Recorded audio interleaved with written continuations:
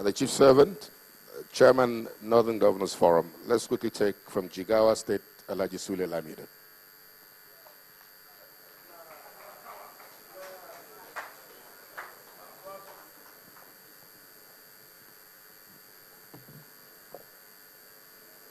Bismillahirrahmanirrahim.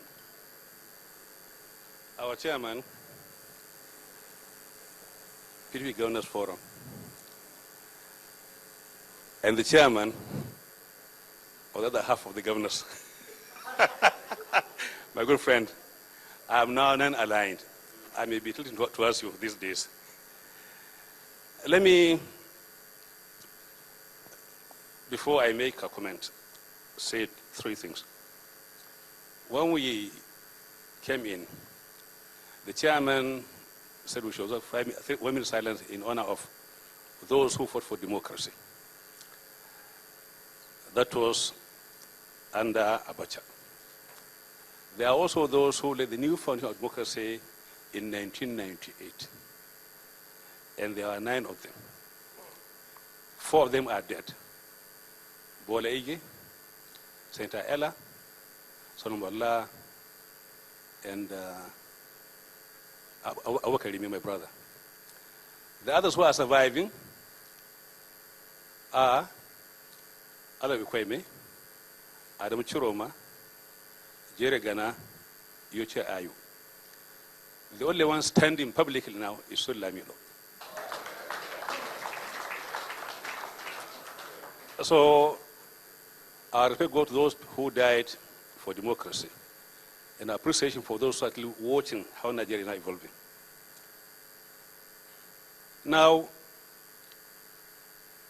because I'm from the old generation, and what we have here is the younger generation. Anybody who was under 50 years old was only 15 years old in 1983. Anybody who is under 50 years. Anybody who is under 40 years here was only 18 years old or 55 in 1983. So that this disconnect between the old values, the traditions, and they are doing things from today's, what they call ICT age. So I can understand the hysteria and the propaganda in history. If you look up here, what you see are people who are organic information politically, who have history, who are blending. And you can see their faces, they relate very, very well.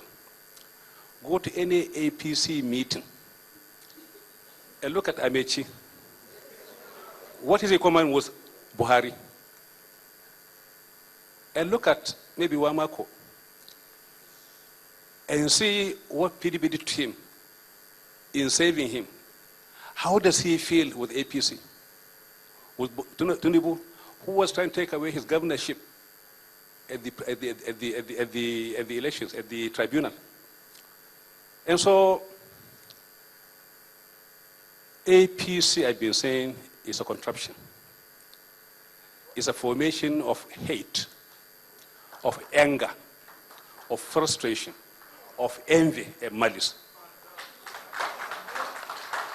I know in this hall, we are divided. There are some who have sympathy for APC. That's your own problem. It's not mine. I stand for my own party. Because the PDP has a history. When we formed the PDP in 1998, we reflected. And so what Nigeria went through after Buhari took over in 1983. The June 12 crisis, the Abacha government, the human rights abuse. And I begin to wonder, and I mean no offense, under Abacha, Buhari was watching. High-profile murders were taking place. He never said anything. Kudri was killed. Rewani was killed. There are bombs in Ilorin, a stadium. There's also a bomb in Enugu. He never said a word about security. He was also watching the systematic looting of our treasury under corruption. He didn't say a word. I begin to wonder, when you mouth this slogan that, security and corruption, how would you approach it? How do you deal with it?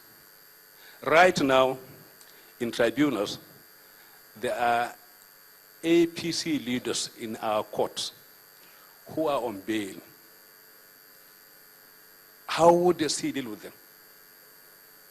I know them. You all know them. Anybody who was PDP, the very party they abuse, they malign, they say it's a party of riggers, a party of thieves, a party of everything evil. Those characters there are all in APC. In the north, where I come from, all the candidates for the governorship election in the entire northern part of the country are all former PDP governors or senators or ambassadors or whatever. Our own invention. Whatever might have been our imperfection, because they say there's no open democracy or transparency. When they were benefiting from that, when we were making them, others were crushed for them to emerge. They never complained. They enjoyed it. But today, because they have lost out,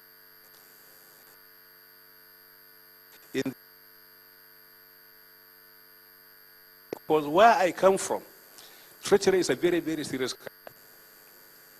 No matter how bad your father is, you don't renounce him.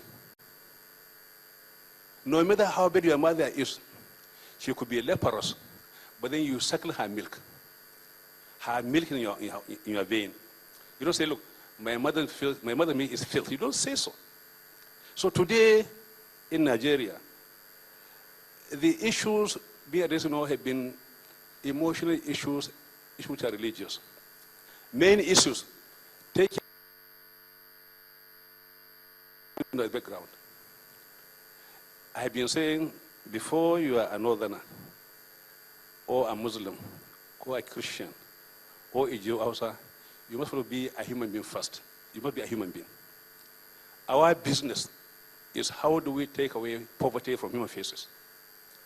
The human beings are both north and south, east and west, Christian and Muslims. They are Nigerians. They have some rights. Today in Nigeria, government has no meaning. It only confers privileges. It doesn't give rights. For you to be employed anywhere in Nigeria, you need a paper from somebody, even if you're working at a legacy government. And what we do in the states as governors, how we manipulate our system there as governors, what they do in Akwa Ibom, what they do in Rivers, or in Kano, or Sokoto, is what what has been done in federal government. It's worse. Because a governor holds elections, he will tell 100% plus victory for his own party. Yet he talks about irregularity. So it's about time we wake up. That this country has gone through a lot of tribulations. It needs some respite. We need to be refocused. How do we look ahead and see how we get this country united, secure, so that we can face human development? Because poverty is the main problem. Corruption, like my chairman said, every time they change of government, they talk about corruption. Every time. But then the corruption is everywhere. It's up to us to change our attitude. How do we want to change ourselves first?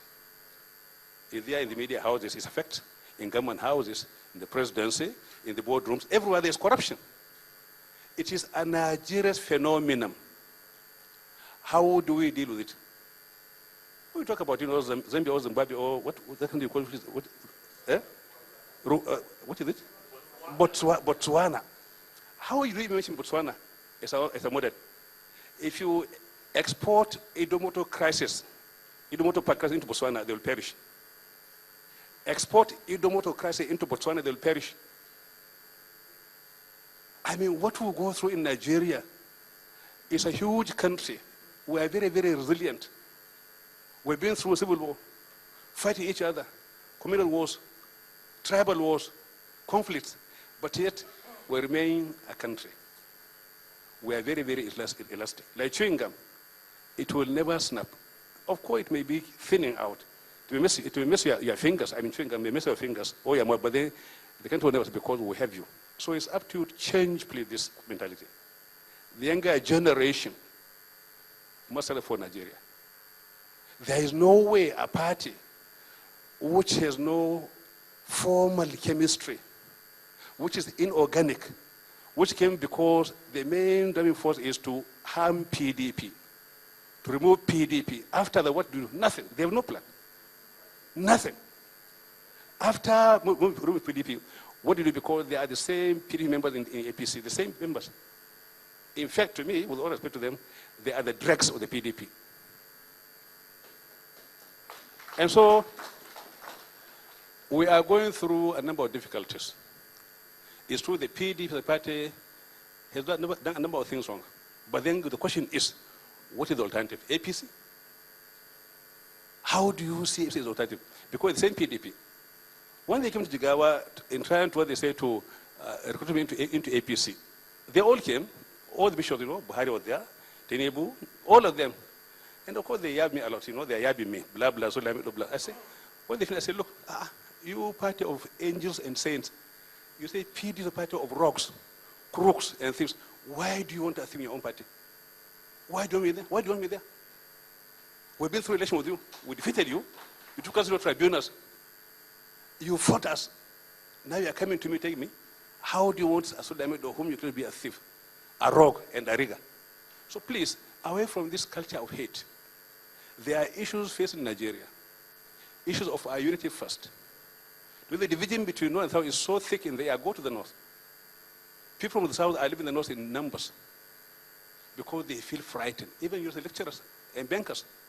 People in the South who were born there 40 years ago are also living in the South to the North.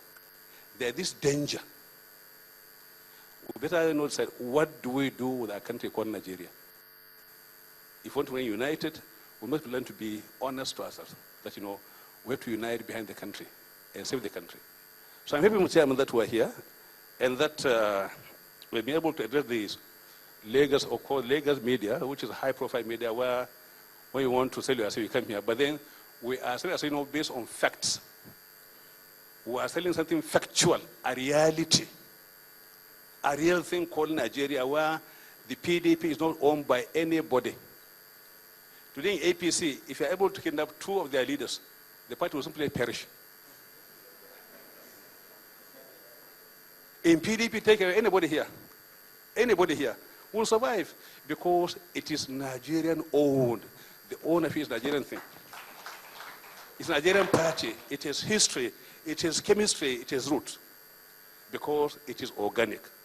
So enough of this false propaganda about it, social media. They paint pictures about that Buhari has won, in the entire North. He has won in the entire South. I mean, they just simply insult your intellect. They insult you. But then how do you have a country of liars, propagandists? So my brothers, I know here in this hall, we're so many divides, but then you see, more than anything, beyond the emotion and sentiments, wake up. Wake up. You are people in the North and vice versa. How do we preserve Nigeria? How do we bring in reconciliation? How do you effect understanding? How do you effect Nigeria, which is Nigeria, so that we remain a country united, stable, secure, and prosperous? Assalamu alaikum.